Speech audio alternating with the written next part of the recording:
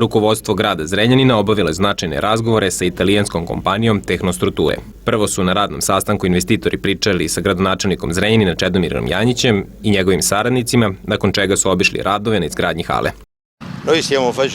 Planira se da sve bude gotovo u martu mesecu.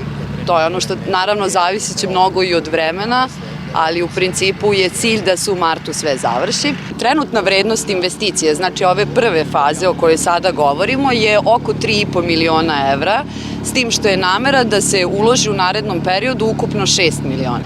Naravno, ovde smo došli prvenstveno zato što nam se dopalo mesto, zato što mislimo da je logistički dobro pokriveno, a onda i pre svega zato što smo naišli na veoma dobru podršku na lokalnom nivou u svakom smislu i to je ono što nam vrlo znači i što nam pomaže da nastavimo, što nam daje praktično vetar u leđa. 40 osoba će u prvoj fazi biti obučeno, od kojih će njih 25 biti odmah zaposleno.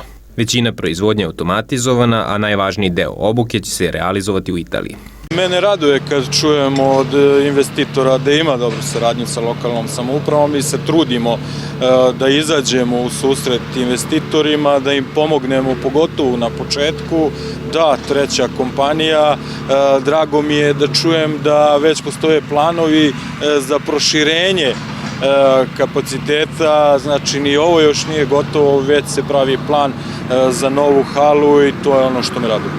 Fabrikom u Zrenjaninu italijanska kompanija želi da proširi proizvodnju koja će biti namenjena isključivo evropskom tržištu. Firma Tehnostrukture trenutno sarađuje sa multinacionalnim kompanijama koje grade po celom svetu.